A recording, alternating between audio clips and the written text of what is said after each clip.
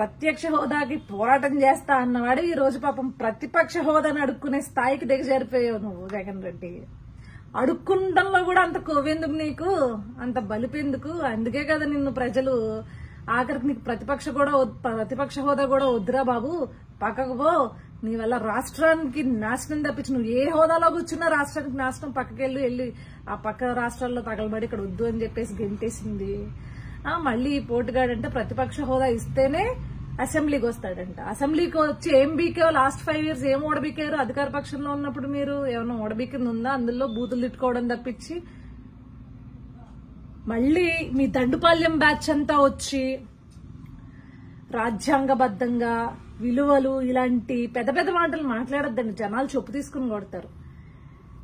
నీ నియోజకవర్గం కోసం, నీ నియోజకవర్గ అవసరాల కోసమో లేకపోతే నీ రాష్ట్రం అని నువ్వు అనుకుంటే కనుక ఆ ప్రజల అవసరాల కోసమో ఇదిగోండి ఈ సమస్య ఉంది, దీన్ని పరిష్కరించాలి మీరు అని చెప్పేసి అక్కడ అధికార పక్ష నేత పార్టీ నేత తెలియజేయడానికి నువ్వు అసెంబ్లీకి రావాలి. అంతేగాని అసెంబ్లీ సెషన్స్ అసలు స్టార్ట్ అవ్వకముందే, డిస్కషన్ స్టార్ట్ అవ్వకముందే వెనుజూపు వెనక్కి పారిపోతుంటే నువ్వేం మొగోడు స్వామి, నాకు అర్థం కాదు. మళ్ళీ రాయలసీమలో పుట్టాను పులి అని చెప్పేసి ఎలివేషన్ చేసుకుంటావేంటి? నీ నియోజకవర్గ ప్రజల అవసరాల కోసం నువ్వు వచ్చి మాట్లాడాలి. వాళ్ళందరూ ఓట్లేసినందుకు ఏదో పెద్ద నేను ఓడబీకేన్ రాష్ట్ర ముఖ్యమంత్రిగా అని చెప్పేసి ఒక 11 సీట్లు తెచ్చుకున్నావు కాబట్టి ఆ 11 సీట్లలో ఉండే ఆ 11 నియోజకవర్గాల్లో ఉన్న ప్రజల అవసరాల కోసం మాట్లాడాలి. లేదు అంటే నువ్వు రాష్ట్రానికి పెద్ద రిప్రజెంటేటివ్ అని ఫీల్ అవుతా ఉంటావు కదా.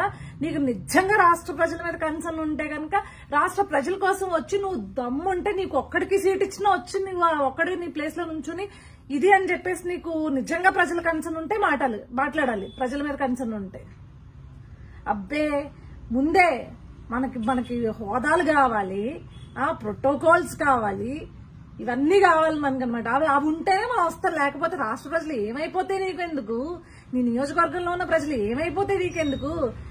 ఈ పదవులు లేకపోతే ఈ ప్రోటోకాల్స్ అనుభవించడానికని ఓట్లేసింది కాదు కదా. రాష్ట్ర ప్రజల కోసం లేకపోతే రాష్ట్ర ప్రజల తరపున ఏదైనా గొంతు వినిపిస్తావేమో అని చెప్పేసి నేను నమ్మి నీకు ఇంత అని చెప్పేసి ఓట్లేశారు. ఇదండి ఈ పెద్ద మనిషి అసలైన నిజస్వరూపం.